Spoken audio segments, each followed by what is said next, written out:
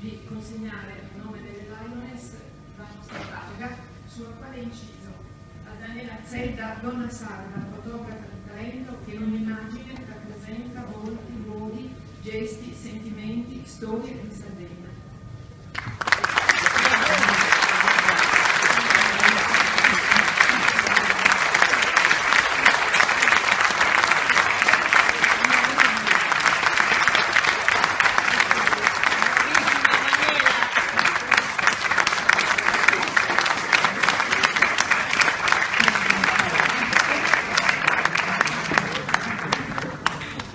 Si aspettava di ricevere questo prestigioso premio?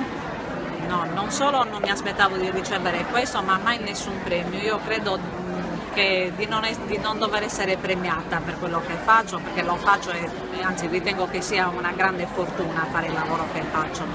Certo che avere ricevuto questo premio è un onore ed è anche un orgoglio, perché avverto tutto il senso di dover rappresentare la Sardegna e le donne sarde anche in un ambito e con una modalità che non è quella che io prediligo, cioè stando nascosta dall'altra parte della scena, diciamo.